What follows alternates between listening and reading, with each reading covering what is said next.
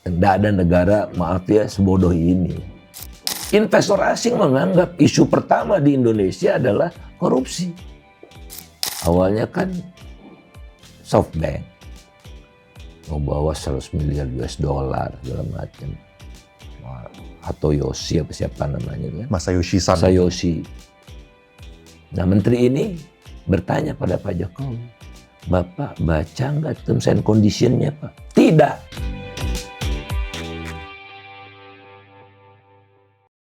Pak Faisal, thank you banget nih udah datang ke sini. Terima kasih, sama-sama. Ya, kita tentunya dari saya mau sebisa mungkin menggali mengenai ekonomi lah gitu, dan juga ya supaya teman-teman di luar sana bisa lebih teredukasi gitu ya dengan kehadiran Pak Faisal. Thank you banget.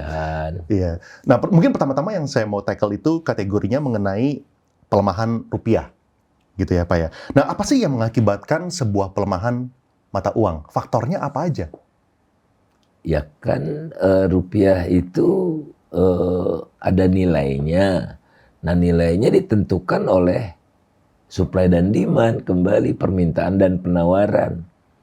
Kalau permintaan akan rupiah, akan dolar misalnya di Indonesia lebih besar daripada penawarannya, ya rupiahnya cenderung melemah, dolarnya menguat, gitu kan.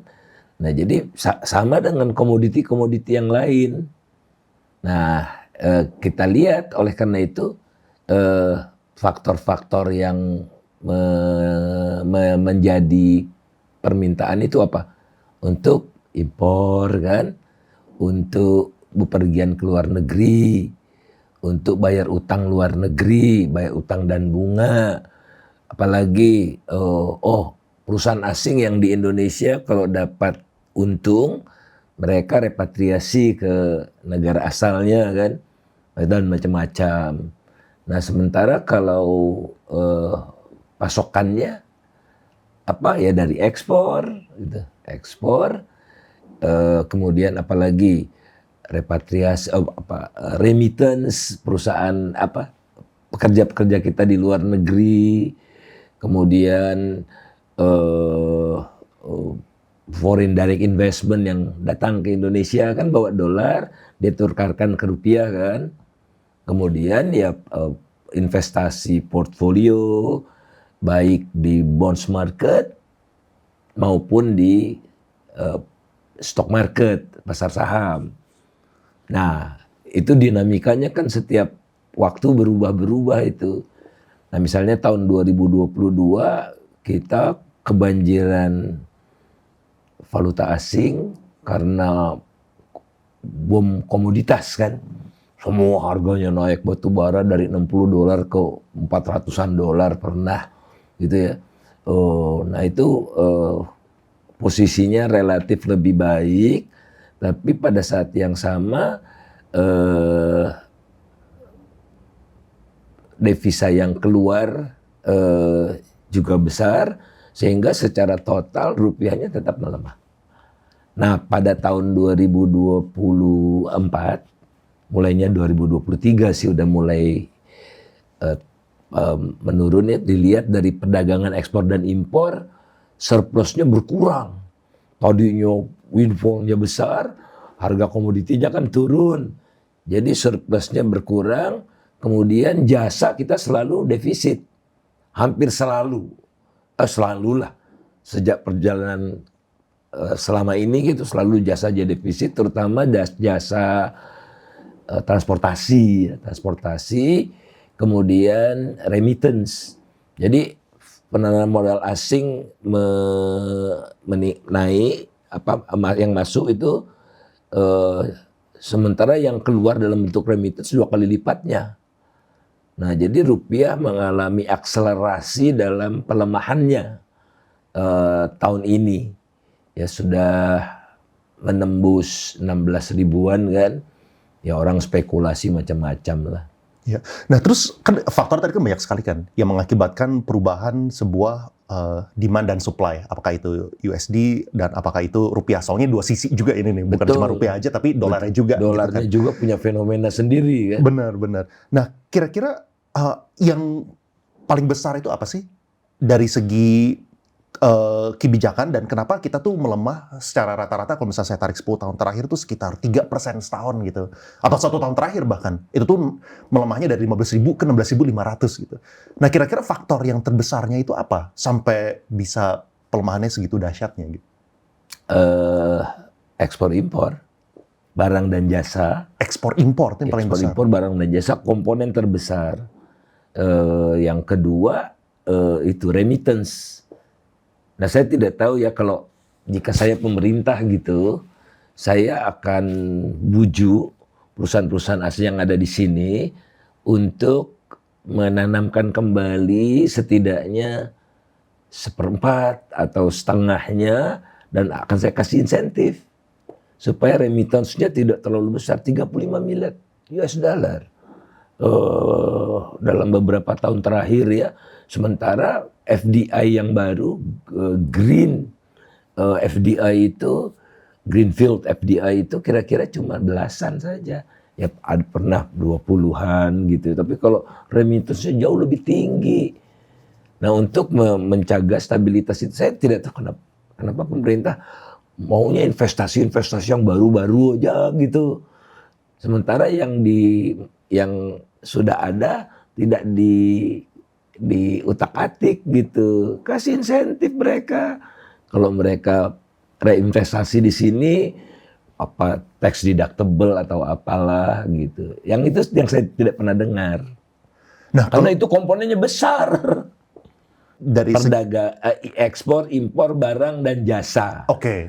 Ada trade account untuk barang saja, kemudian services gitu. Oke. Berarti kita punya impor itu kan jauh lebih besar daripada kita punya ekspor. Intinya seperti itu ya. Makanya barang dan jasa ya. Iya, barang dan jasa. Nah, tapi kan dari segi kalau barang aja kita lebih besar ekspor. Oke.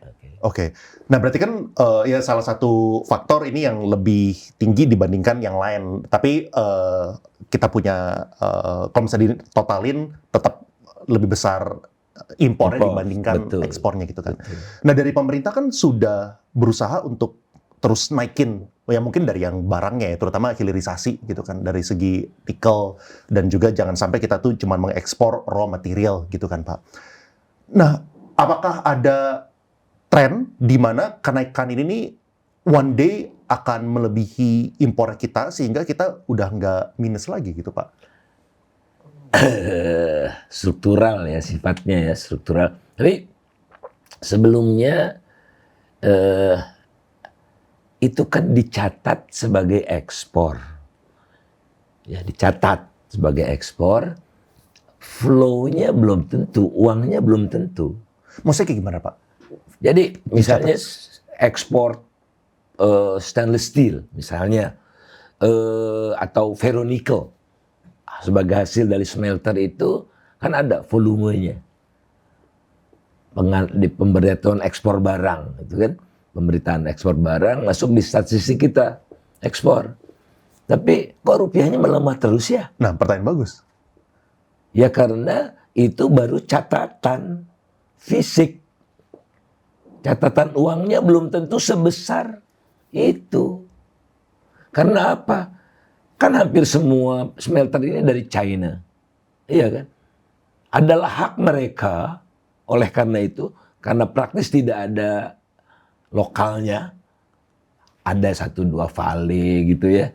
Ya vale juga asing ya. Tapi ini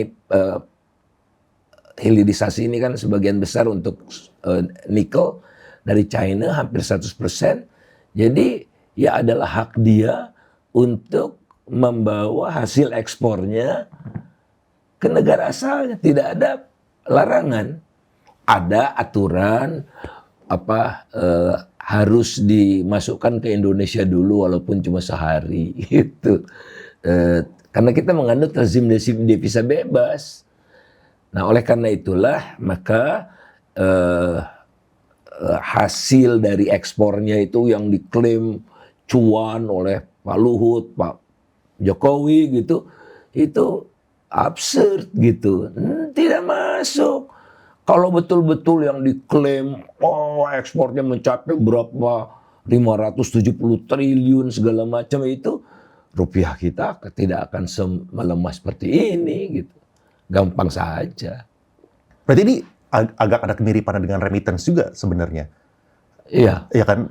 Nah, terus caranya kayak gimana supaya kira-kira gimana caranya supaya perusahaan yang udah investasi itu mereka tidak menarik duitnya ke negara asalnya? Kira-kira insentifnya kan kita mau berikan mereka insentif gitu kan. Nah, kira-kira seperti apa contohnya yang Tax masuk? deductible untuk investasi yang di Indonesia gitu kan.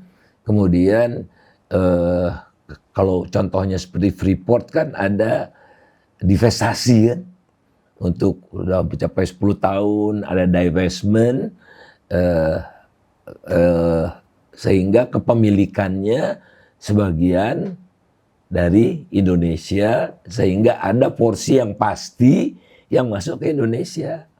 Jadi sebetulnya kita nggak dapat apa-apa dari hilirisasi nikel ya, nggak dapat apa-apa. Bahkan minus kita dapatnya, percaya nggak? Kok bisa? Bukannya minimal mereka ada investasi, mereka bikin pabrik, ada pekerja di sana dan mereka ngebangun pabriknya kan juga membutuhkan biaya, ada transportasinya. Bukan ada pergerakan ekonomi di masing-masing daerah. Kalau ekonomi kan menghitungnya nilai tambah. Manfaat satu usaha itu adalah nilai tambah yang tercipta. Jadi dia kan mentransformasi biji nikel masuk smelter menjadi berbagai produk. Sebagian besar ferronikel. Biji nikelnya nilainya 10 misalnya, ferronikelnya 40. Maka ada nilai tambah 30. Nah, nilai tambahnya dinikmati oleh siapa? Satu, pengusaha dalam bentuk laba 100% ke China, ya kan, ke luar negeri. Kemudian capital, balas jasanya adalah bunga kan, pinjam dari bank. Banknya bank China, tidak ada bank lokal yang memberikan pinjaman. Bunganya lari ke luar negeri, ya enggak? Teknologinya 100% dari China, patent fee-nya ya lari ke China kan. Ya ada kos-kosan, ada nambah transportasi, tapi in terms of nilai tambah itu indirect cost itu yang Anda sebutkan tadi. Tapi dari segi nilai tambah kita zero, bahkan minus. Karena apa? Udah hampir semua mereka ada tenaga kerja juga kan dari China-nya. Mereka dapat subsidi. Mereka kan pakai pembangkit listrik sendiri ya, captive power plant, dan pakai batu bara. Batu baranya harganya waktu 2022 itu $345 per ton, average 2022. Buat mereka cuma $70.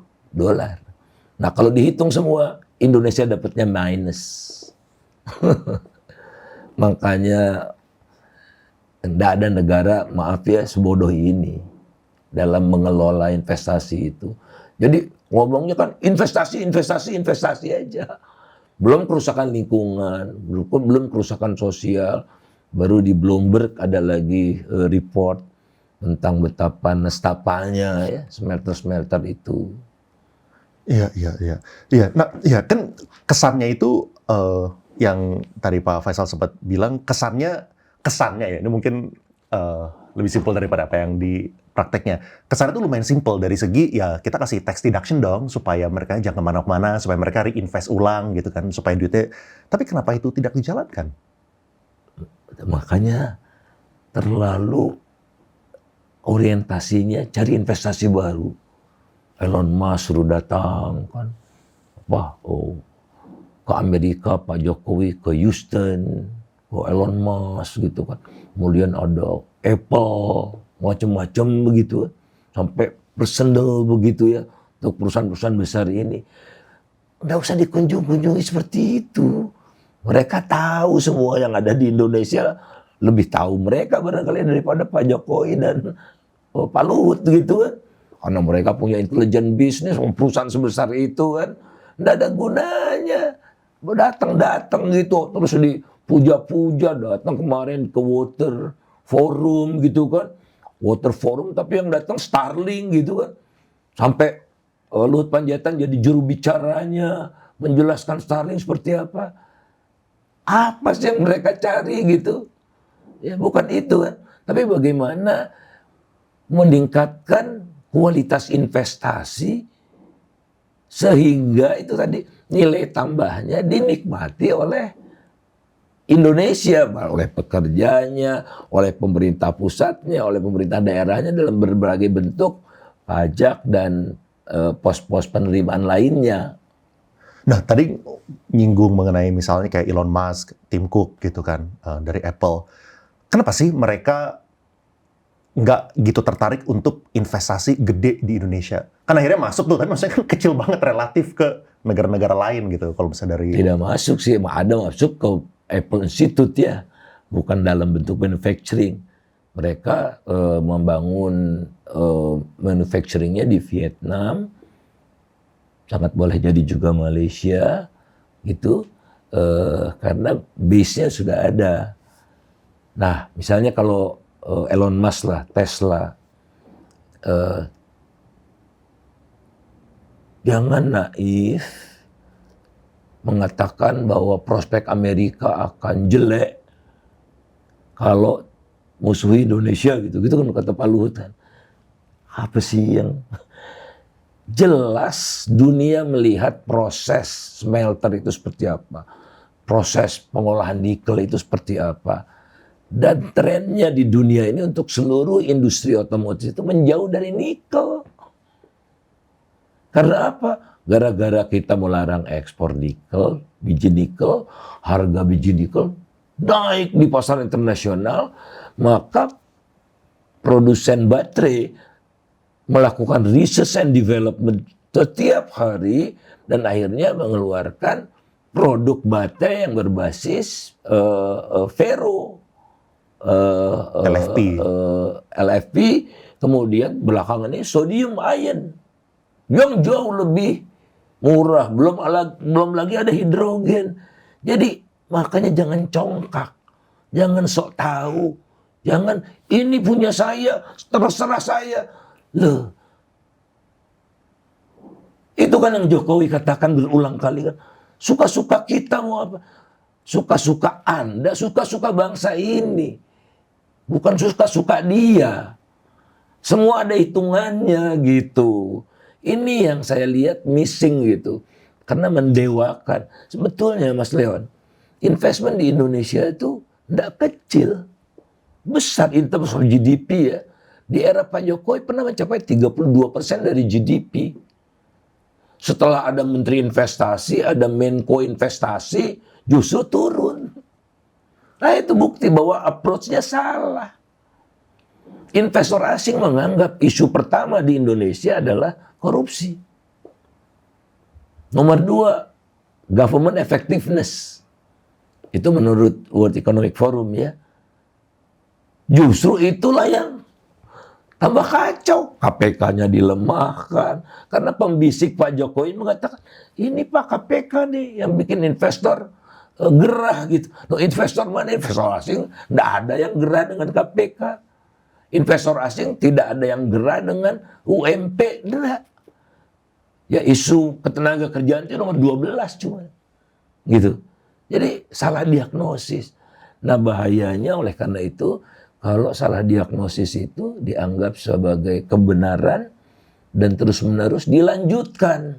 Solusinya juga salah kalau misalnya diagnosisnya salah. Nestapa yang akan kita alami. Nah, mudah-mudahan proses pergantian pemerintahan ini dilihat kan, dievaluasi gitu apa yang terjadi 10 tahun terakhir ini, ya yang bengkok-bengkok ya diluruskan lah. Tapi kalau yang bengkok semakin bengkok, itu yang bahaya.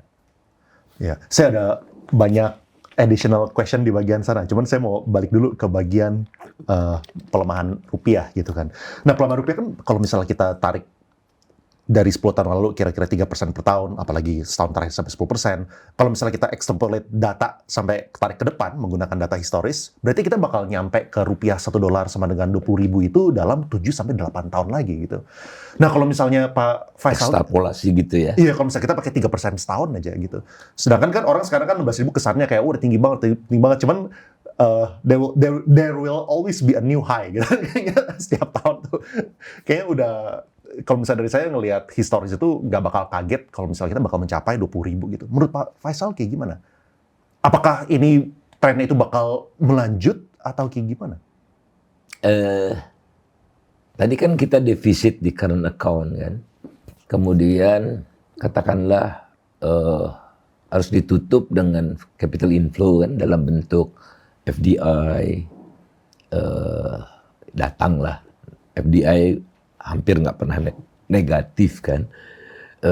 Nah, tapi kalau defisit current account-nya membesar, ini defisit current account kan mulai tahun lalu ya. Tahun lalu tuh 1,9 miliar US dollar, tapi tahun ini baru 3 bulan sudah 2,2.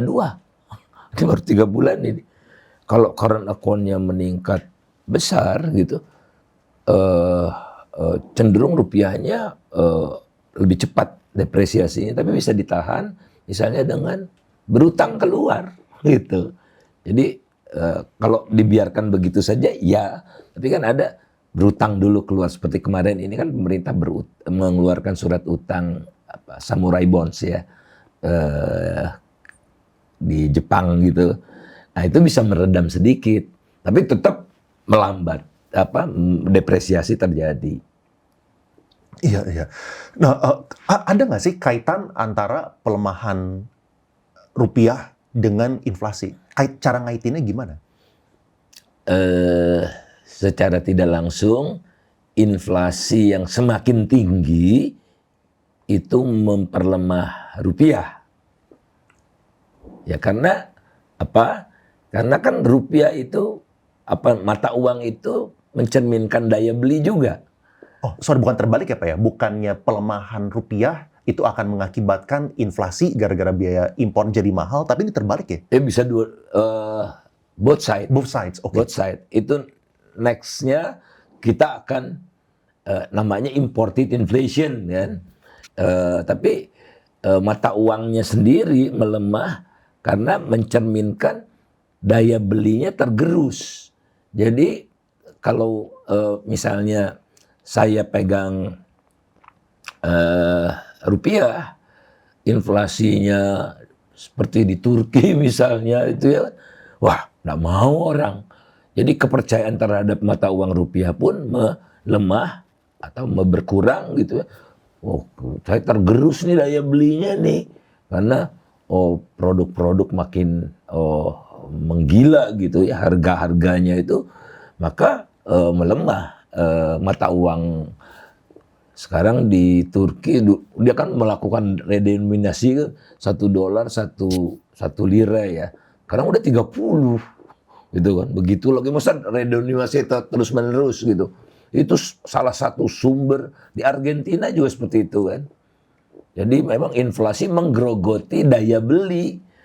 Nah, kalau inflasi di Indonesia 70% atau di Indonesia 10%, di negara lain 2% misalnya, itu relatif kita akan melemah. Tapi dalam perspektif sekarang, inflasi kita relatif bagus. Sangat rendah dibandingkan dengan negara-negara tetangga misalnya. Singapura inflasinya lebih tinggi dari Indonesia sekarang. Jadi dalam hal mengendalikan harga-harga dari inflasi, bisa dikatakan keberhasilan legacy Pak Jokowi tidak pernah terjadi, Bung Leon, sepanjang sejarah Indonesia sejak merdeka itu musuh utamanya inflasi terus. Inflasi bulan lalu kan cuma 2,58 kalau saya tidak salah ya. Jadi hampir selalu di bawah 3% di era Pak Jokowi. Artinya melemahnya rupiah tidak disebabkan terutama oleh inflasi. Oke, nah ini ada kan kebetulan salah satu grup penonton saya itu adalah banyak orang yang entusias dengan Bitcoin gitu, dan Bitcoin ini suka didorong oleh seorang yang well known juga di Amerika namanya Michael Saylor. Beliau penemu dari MicroStrategy. Nah, beliau berpendapat kalau misalnya kita ngelihat inflasi itu harusnya tidak boleh melihat dari basket of goods yang tadi itu misalnya kita pakai ini dari bahasanya adalah scalar versus vector gitu. Jadi kalau misalnya pakai basket of goods, yang terjadi itu adalah kita mengeneralize inflasi buat semua orang. Contohnya yang tinggal di Jakarta, yang tinggal di Bekasi, yang tinggal di Depok, dengan yang di perkampungan mungkin kenaikan harga propertinya itu tidak sesignifikan itu gitu. Atau misalnya inflasinya saya dengan inflasi Pak Faisal harusnya berbeda. Misal kalau misalnya saya anaknya masih kecil, otomatis basket untuk edukasi harusnya lebih tinggi gitu. Jadi inflasi bisa aja sampai 10%, 12% gitu. Kalau misalnya kita lihat dari kenaikan harga properti di sekitar yang tempat saya tinggali ataupun untuk biaya anak sekolah gitu kan. Nah, menurut Pak Faisal kayak gimana? Gimana sih cara kita ngeliatin sebuah inflasi? Apakah benar gitu inflasi kita tuh cuma 2%, 3% gitu? Atau sebenarnya jauh lebih tinggi secara praktek? Perhitungan inflasi itu berdasarkan sejumlah komoditas yang memang tidak mencerminkan preferensi atau pola konsumsi kita secara pribadi. Itu mengacu pada secara umum namanya kenaikan harga-harga umum. Oleh karena itu di berbagai kota. Nah, jumlah komoditi dan kota yang disurvei itu kian hari kian banyak. Mencerminkan betul-betul kondisi Indonesia. Gitu. Semakin mencerminkan kondisi Indonesia. Nah, karena sebagian besar rakyat Indonesia itu menengah ke bawah, ya memang tidak mencerminkan kita, gitu. Tidak mencerminkan kita. Kita anaknya sekolah di private school misalnya, padahal sebagian besar rakyat Indonesia sekolahnya di negeri yang gratis sampai SMP gitu. Dia memang tidak, sama sekali tidak. Oleh karena itulah jangan sepenuhnya digunakan, harus ada indikator lain yang lebih spesifik gitu.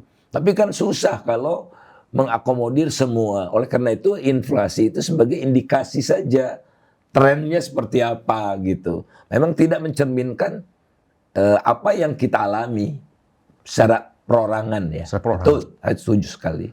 Oke, nah ada 2 poin lagi yang dari Michael Saylor yang saya mau tanya pendapat Pak Faisal. Pertama mengenai M2 money supply. Nah, argumentasinya itu adalah harusnya inflasi yang sebenarnya itu dilihat dari pencetakan uang gitu. Nah, boleh sharing nggak sih apakah apa sih korelasi antara negara yang mencetak uang dengan inflasi maupun dengan pelemahan sebuah currency gitu? Nah, pertanyaannya kan currency itu apa sih gitu kan?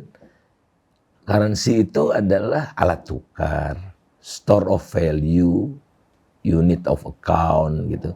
Tapi kan belakangan ini telah berubah.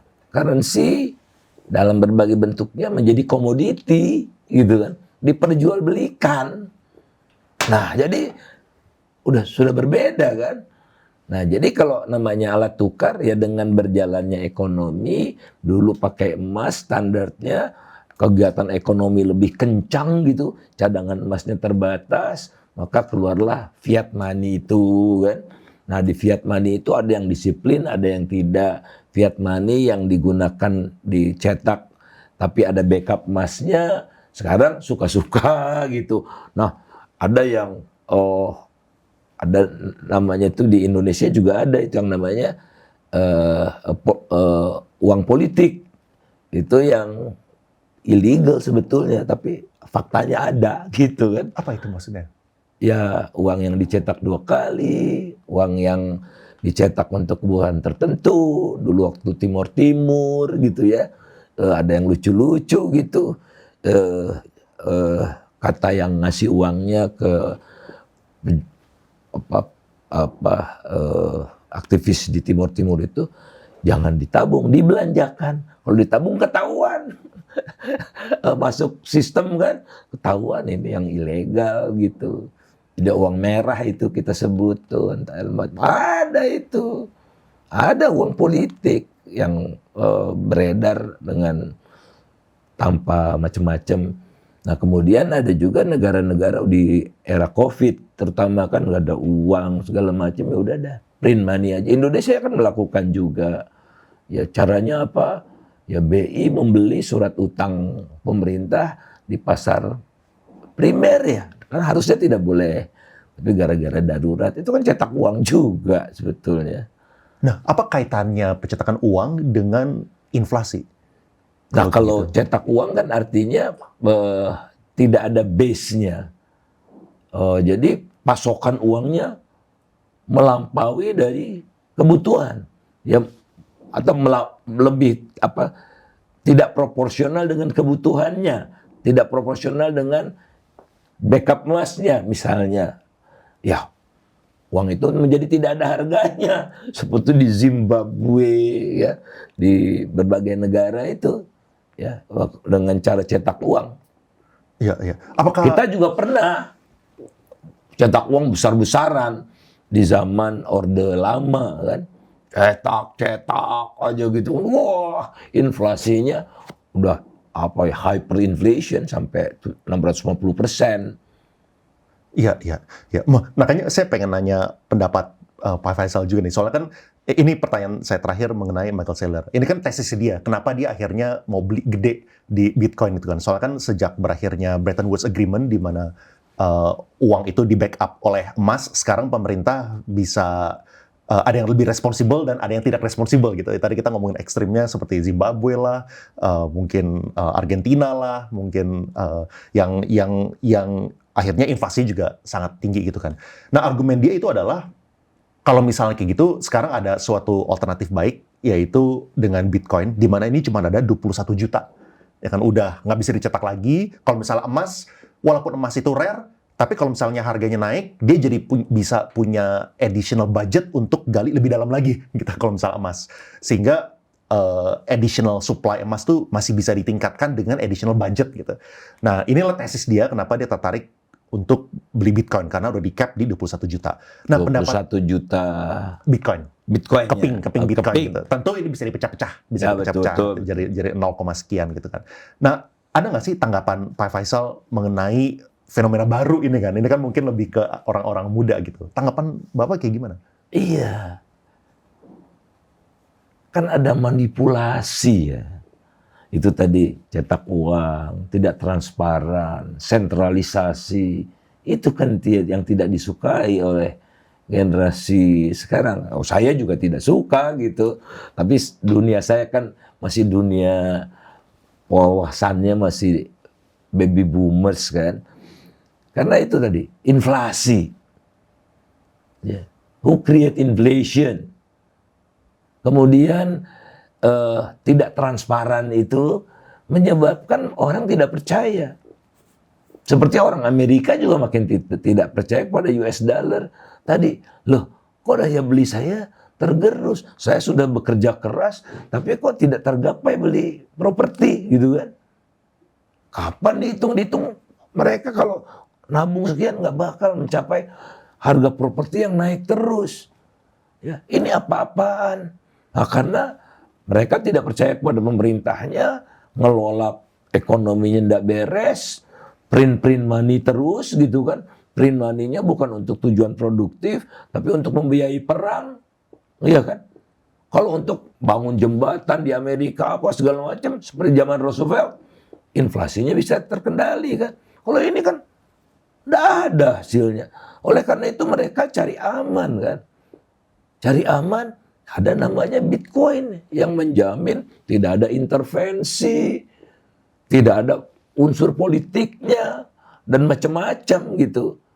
Mereka ingin sebetulnya keamanan harta mereka gitu, atau kepastian investasi mereka, sehingga mereka tidak tergerus daya belinya untuk sesuatu yang bukan merupakan kesalahan mereka, melainkan manipulasi dalam tanda petik ya, kebijakan ekonomi. Karena tidak semua beres, pemerintahnya juga punya orientasi politik, mau pemilu, print money, seperti itu kan. Kemudian inflasinya seolah-olah direndahkan, Karena menjelang pemilu kan paling takut pemilih kan dengan inflasi, ya enggak? Direndahkan dengan berbagai cara, habis pemilu ya balik lagi begitu. Seperti di sini juga kan, waktu menjelang pemilu dijaga harga gula tidak sampai 15.000, sekarang udah mendekati 20.000 gitu. Kalau pemilu udah selesai, target udah tercapai, des politisi yang merugikan kelas menengah, macam-macam itu kan. Yang kaya sih dapat peduli. Nah kan ini kan yang kelas menengah, mereka udah kerja keras kan. Luar biasa mereka kerjanya kan. Intensitas kerjanya. Kalau kita lihat anak-anak muda sekarang kan. Nah, tapi hampa dia pikir apa ini? Ya udah mereka cari yang safe haven kan. Ya, Bitcoin menawarkan itu.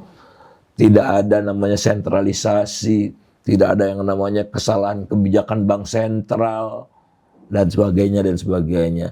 Tapi itu tadi, Bitcoin juga tidak bisa menyelesaikan seluruh masalah, karena kan jumlahnya terbatas. Seperti emas dulu juga terbatas kan, makanya keluar fiat money, sehingga kalau 21 juta Bitcoin.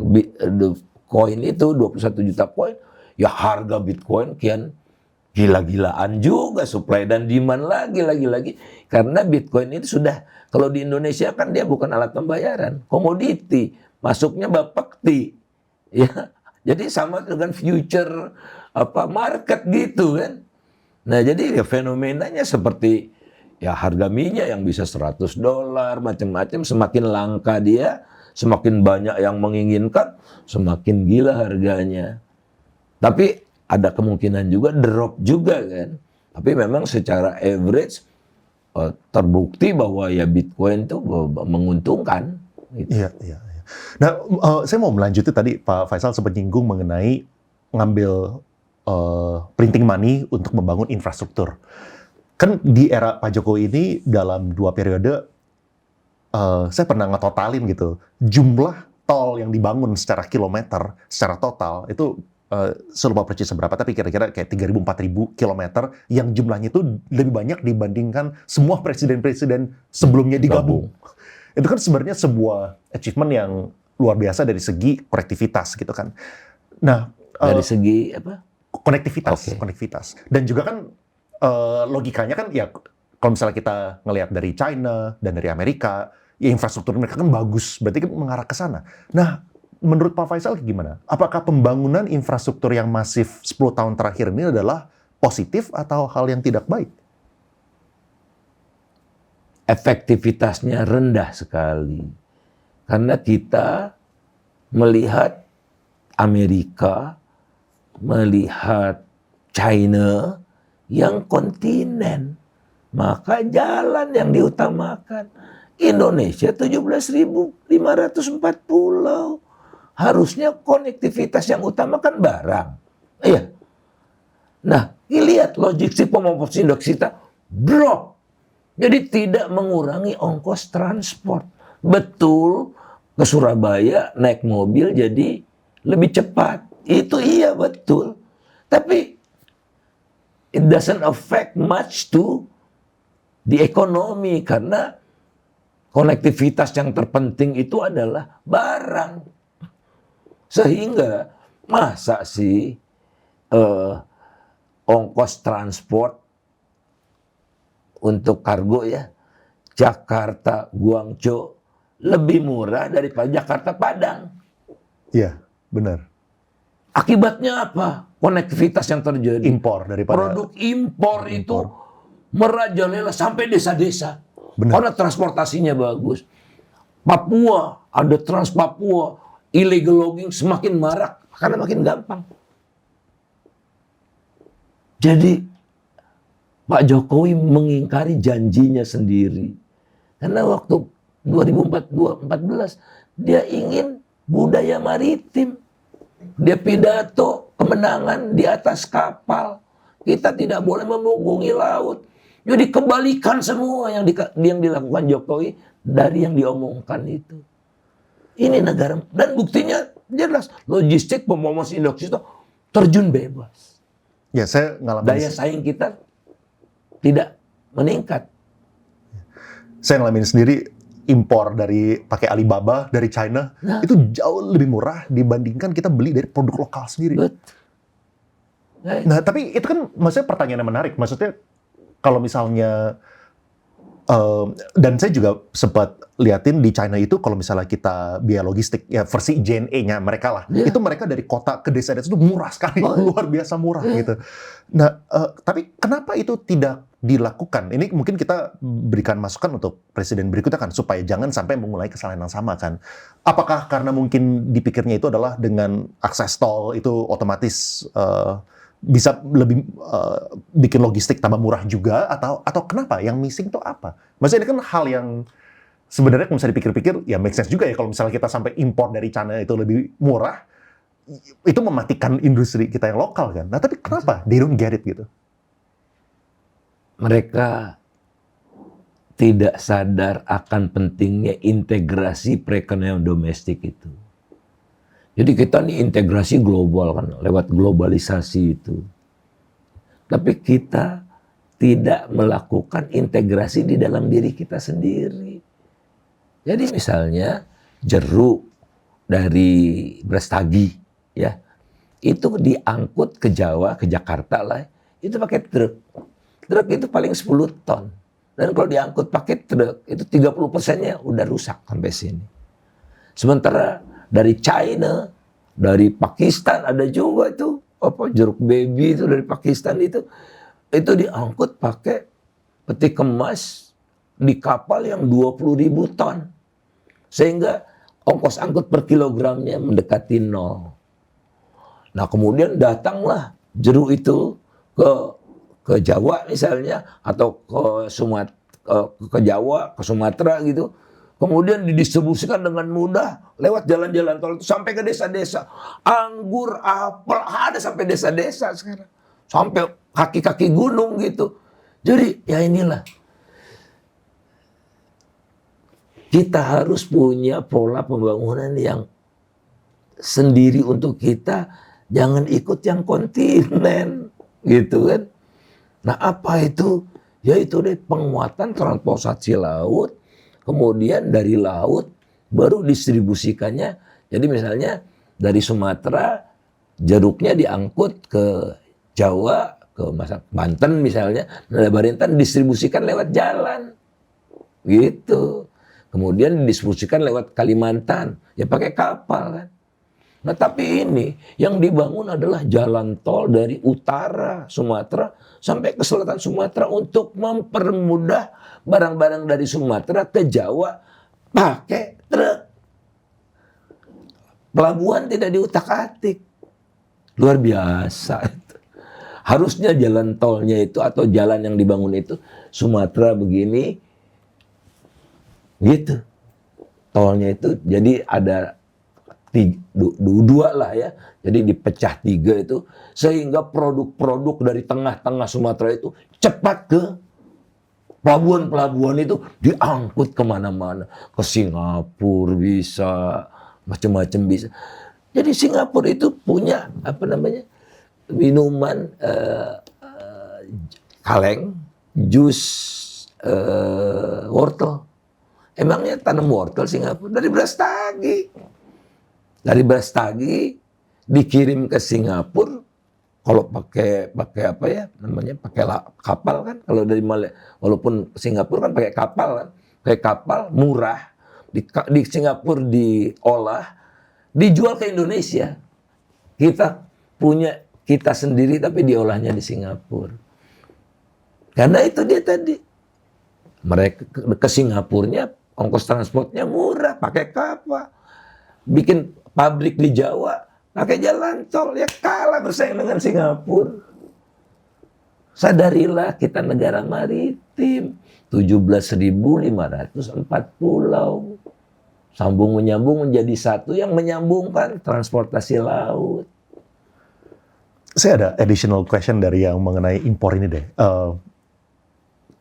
Apakah ini juga mirip dengan alasan kenapa kita tuh masih impor beras segitu besarnya padahal kita harusnya negara yang subur dan kita bisa nanam sendiri? Karena dulu Ya, dulu itu di Papua umbi-umbian. Di Maluku sagu. Di Madura jagung. Macam-macam. Tapi ada proses berasisasi. Nah inilah sentralisme ini.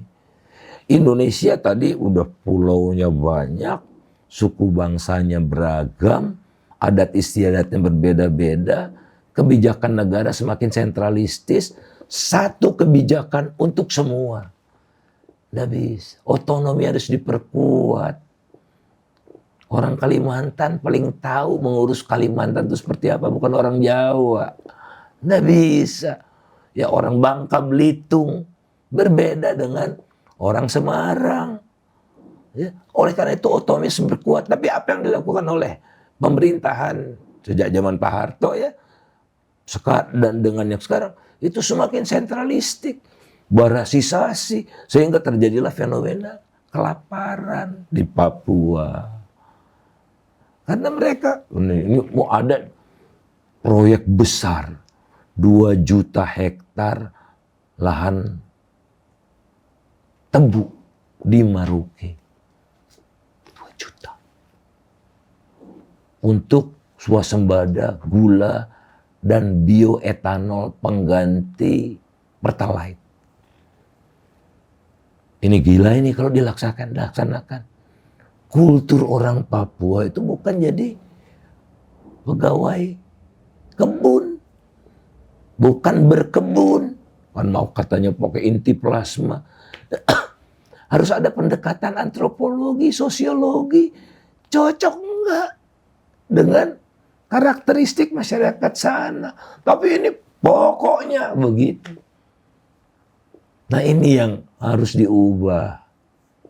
Hargailah. Di sana ada adat istiadat, ada hukum adat, hukum ulayat di setiap daerah itu. Itu juga yang ingin ditegakkan oleh Pak Bambang Susantono, Ketua Otoritas IKN. Tapi dianggap lambat. Ya memang. Dan tidak ada perjanjiannya untuk jangka waktu tertentu. Tidak ada sebelumnya upacara harus tahun ini. Tiba-tiba mau upacara harus tahun ini gitu. Mau cuma dianggap lambat. Tapi dia nggak mau melanggar koridor-koridornya seperti itu. Nggak bisa membangun bangsa seperti itu. Harus betul-betul semua terukur, direncanakan dengan baik. Seperti kita juga generasi milenials ya, generasi Z itu kan lebih disiplin, lebih menghargai waktu, menghargai profesionalisme, mereka nggak mau nyogok-nyogok gitu. Oleh karena itu mereka dambakan persaingan ini harus sehat. Saya sudah sekolah, saya sudah bertambah jenjang sekolah saya, ekspektasinya dapat income berapa segala macam dengan kerja keras, tapi tiba-tiba dia kerja misalnya di BUMN, loh yang nggak rajin kok naik pangkat lebih cepat. Karena orang dalam, karena ada saudara. Itu Gen Z paling tidak suka itu. Paling tidak suka. Karena mereka lebih ingin persaingan yang betul-betul terukur semua. Makanya juga ke Bitcoin. Nah, ingin sesuatu yang terukur, lebih pasti gitu kan. Luar biasa generasi kita ini. Iya, iya. Nah, tadi Pak Faisal ceritanya seru-seru. Saya pengen nyinggung beberapa hal. Tadi mengenai IKN dulu deh. Emang alasannya apa sih sampai Pak Bambang itu resign? Maksudnya apakah gara-gara kan kalau misalnya saya mengikuti beritanya kan ada yang mengenai investor, katanya kekurangan akhirnya pakai APBN terlalu besar. Nah, apa sih yang mengakibatkan beliau dan wakilnya sampai resign? Ya, orang ini kan punya integritas ya, punya integritas, semua dilandasi oleh ilmu. Ilmu dia juga tinggi dan belief. Keyakinan. Dia memiliki keyakinan, memiliki nilai yang benar bahwa rakyat setempat itu harus dihargai, harus diajak dialog maunya apa. Bukan diusir seperti di Rempang itu. Nggak mau dia. Jadi kata pemerintah menganggap ini lambat nih. Terutama Pak Luhut tuh yang mengatakan lambat begitu kan. Maunya seperti Rempang. Udah, usir aja lah. Bulldozer aja itu. Lokal itu. Kemudian menghargai lingkungan. Kan namanya mau membangun Green City. Tapi ditabrak semua. Harusnya jalan tolnya lewat. Mutar dulu, libas kata Pak Jokowi. Straight aja biar cepat. Gitu. Nggak mau Pak Bambang yang begitu-begitu itu. Kemudian bangun pelabuhan. Hutan bakau, babat. Saya tunjukkan foto-fotonya. Kemudian dilabrak itu. Hutan-hutan itu. Digundulkan. Nah, seperti itulah. Jadi dianggap lambat. Padahal kan kontraknya sampai akhir 2024 kan. Ya udahlah, Anda mundur lebih cepat aja, begitu. Jadi disuruh mundur secara tidak langsung. Karena dianggap lambat. Padahal dia menegakkan aturan yang benar. Memang butuh waktu. Dan waktu itu tidak ada kontraknya tahun ini upacara kan. Ini gara-gara pengen upacara di sana kan. Jadi dianggap lambat. Jadi saya kebetulan ketemu, ya bertemu 2 minggu yang lalu langsung dengan Pak Bambang, ditunjukkan foto-fotonya yang dia tidak setuju itu kan. Gila, hutan bakau ratusan tahun itu, libas begitu saja. Yang jalan tol belok itu macam-macam. Iya. Kalau misalnya dari segi skala prioritas kayak gimana? Kalau misalnya Pak Faisal sendiri melihat IKN itu seperti apa? Mungkin sekarang kita udah terlalu telat buat kita ngomongin agree atau disagree-nya kali ya. Tapi ya mungkin sedikit aja. Lalu saya pengen tanya mengenai pembiayaannya kayak gimana gitu akhirnya yang sekarang terrealisasi. Soalnya kan setahu saya awalnya kan tidak menggunakan APBN gitu. Ya lagi-lagi kan ini dia. Saya ini diceritakan oleh petinggi ya. Selevel menteri gitu. Awalnya kan SoftBank mau bawa 100 miliar US dollar segala macam. Atau Yoshi apa siapa namanya itu kan? Masayoshi-san. Masayoshi. Nah, menteri ini bertanya pada Pak Jokowi, Bapak baca nggak terms and condition-nya, Pak? Tidak. Pak, di terms and condition itu tertera, Pak. Seperti Budi Ari, Menteri Kominfo itu kan basisnya dari relawan, bukan dari partai. Nah, relawan Jokowi, mewah-mewah itu. Kontraknya di Menteng, di Kebayoran Baru, segala macam. Dari mana? Jadi Anda bisa bayangkan untuk mempertahankan usaha Anda supaya tidak diganggu, Anda harus nyogok dalam tanda petik ya, nyogok beberapa partai, 3 sampai 4 partai. Dan itu kan mahal sekali gitu. Utang ini sebagian besar dilakukan oleh Pak Jokowi 30 tahun, 20 tahun, 10 tahun paling. Ya makanya ada yang mencapai puncaknya itu tahun depan itu. Mendekati sekitar 800 triliun itu. Itu semua bebannya itu pada anak muda. Jadi anak muda sekarang akan menanggung beban